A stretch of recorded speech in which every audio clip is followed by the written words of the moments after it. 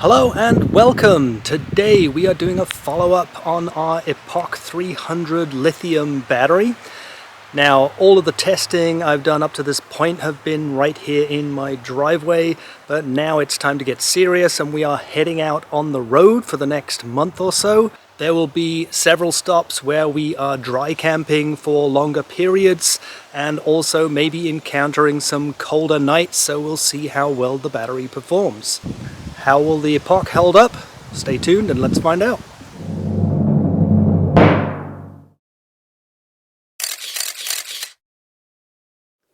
So that introduction was filmed just over a month ago. We have now returned from our month-long trip around the western part of the USA, where we have made multiple one-night, two-night and three-night stops, some of them with full hookup, some of them with no hookup at all.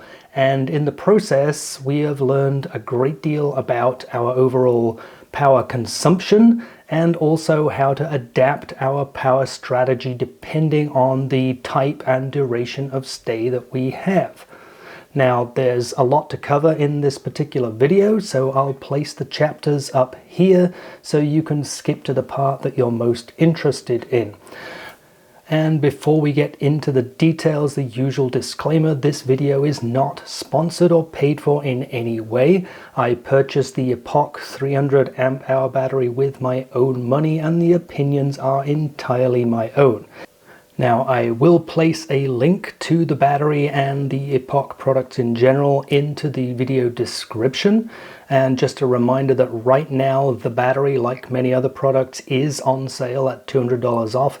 And I believe also if you sign up for the newsletter, you can still score an additional 10% off that price. So with that all said, let's get on with it.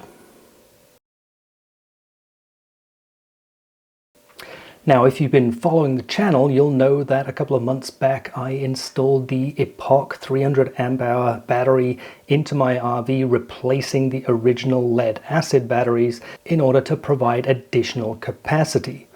Now, if you haven't seen that video as well as the review of the battery, I'll post links at the end of this video so you can check those out as well. Now, at the time when I made those videos, I did some testing to determine my overall power consumption. But that testing was based on a test environment in my driveway, and I found that the results from real-world camping were a little bit different, and there were three main factors why that was the case. Number one was the refrigerator. Now, when I did my initial testing, I had the refrigerator set at the medium setting, that's 3 out of 5, and I found that it was consuming roughly 50 amp hours over a 24-hour cycle. Now, on our trip, we determined that the fridge really wasn't quite cold enough, and so we upped the setting and placed it on setting 4 out of 5, and probably as a result we were consuming 10 to 15 amp hours a day more than our original testing. Secondly was use of the heater. Now, because we were camping in late September, early October, and in some cases camping at quite high elevation, it got pretty cold at night and some nights even below freezing temperatures. So we were running the heater a lot more than I had expected to. Now, as I said in the previous video, heating is done by propane, but of course the fan that circulates the air in the coach is electric and consumes about 5 to 6 amps when it is running. And on cold nights, it's running quite a lot. So we were probably adding another 20 amp hours or so to our 24-hour power consumption. And the third factor was simply comfort and convenience. Knowing that we had 300 amp hours of battery available, we weren't perhaps quite as conservative with our overall power consumption. So we ran maybe a little bit more lighting than we otherwise would have. We powered up the inverter, ran the internet when we had signal, watched some TV, streamed some shows, that type of thing.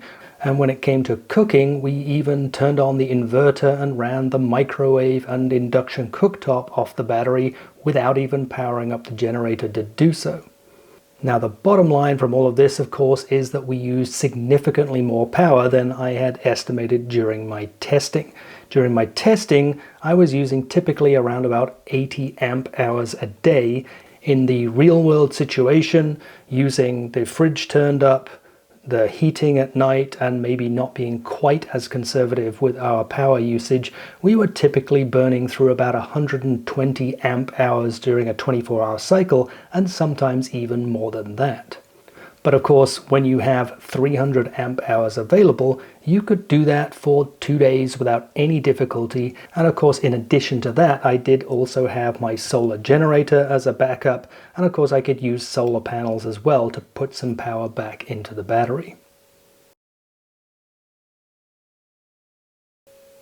So if I'm plugged into shore power, there's really not much strategy that I have to think about when it comes to power management.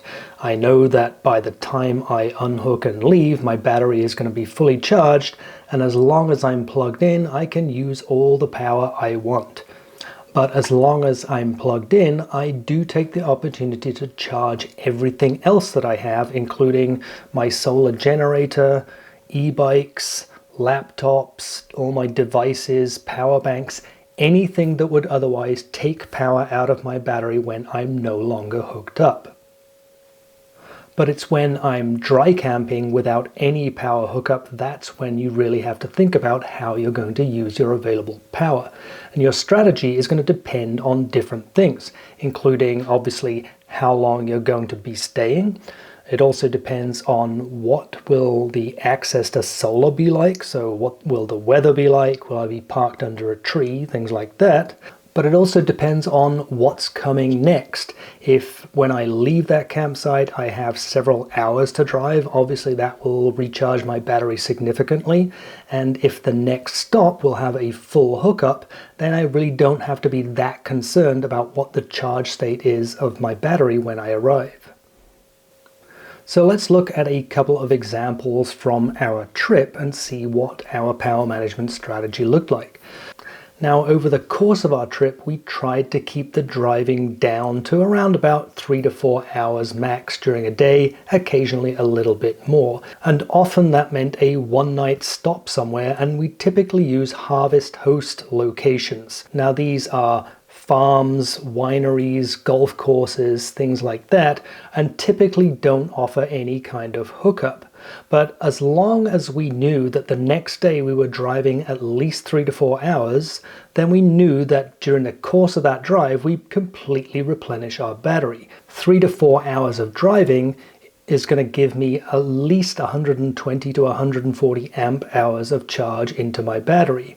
Added to that, we're driving typically in the middle of the day on open roads, so we typically get at least another 20 to 30 amp hours of solar power. So again, single night stays, knowing that the next day we had some driving ahead of us, we really didn't have to be concerned about how much power we were using.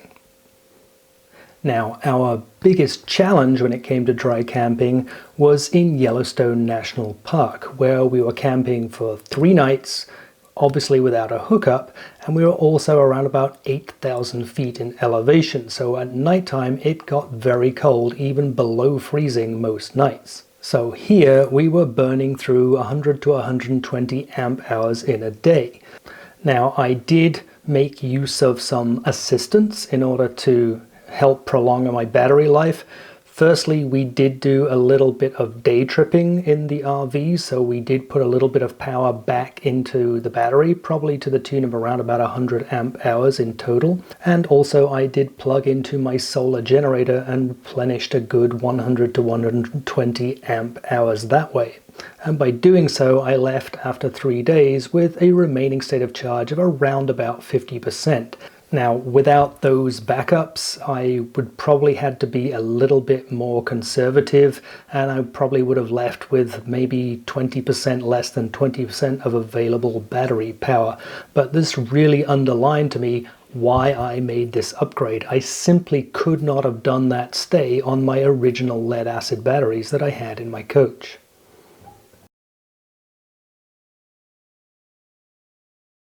Okay, let's talk a little bit about cold temperature performance. as I mentioned, we did have a few nights where it got pretty cold. In fact, on several occasions we were looking at nighttime lows below freezing, around about 28-29 degrees Fahrenheit, which are conditions that a standard lithium-ion battery really doesn't like. You see, a typical lithium-ion battery has a battery management system which prevents it from charging or discharging when the cell temperature goes below freezing.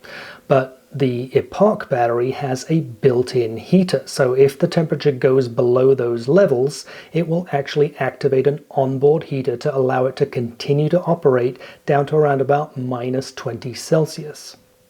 Now, the battery compartment on a Winnebago Navion is not insulated or even enclosed in any way, so the battery is pretty much exposed to the air temperature. And as I mentioned, we were looking at temperatures around about 28-29 degrees Fahrenheit, or just under 0 Celsius. Now, with all that said, I don't believe that the cell temperature of my battery ever made it down to below freezing. The lowest temperature that I saw for the actual cells, which you can see in the app, was around about 43 Fahrenheit. So it would appear that the battery heater never actually activated, even though the air temperature was below freezing for several hours. I also reached out to Epoch, and they informed me that had the battery heater activated, there would be a notification in the app telling me that. So unfortunately, I didn't get to test the heating, but I can confirm that my battery performed flawlessly at sub-freezing temperatures for several nights in a row. Now, later on in the year, if we get some really cold conditions, I'll be able to do some additional testing to see how well the heater works. So there you have it. That is our update on the Epoch 300 ampere hour lithium ion battery. And I guess the verdict is so far so good. I am extremely happy with the purchase and the upgrade I made. Comparing to the lead acid batteries that were originally in my coach, I had 100 amp hours of available power, and I was constantly concerned about every light that was left on, always concerned about whether I would continue to have enough power the next day. And I can honestly say with this new battery, after our month-long trip, at no time did I have any concerns about having enough power. And even when we were using plenty of devices and appliances and really camping in comfort, we were able to go 3 days without any problem, and we could probably go 4, 5, 6 days if we just conserved a little bit. So overall, the performance of this battery has been excellent. It really gave me the capacity I need, and so far it's really working out. As I mentioned earlier in the video, I have placed a link in the video description if you're interested in finding out more about this particular battery and the other Epoch products. Otherwise, thank you so much for watching. If you enjoyed the video, please consider subscribing to the channel for a lot more content on tech, travel, and leisure. Thank you again for watching.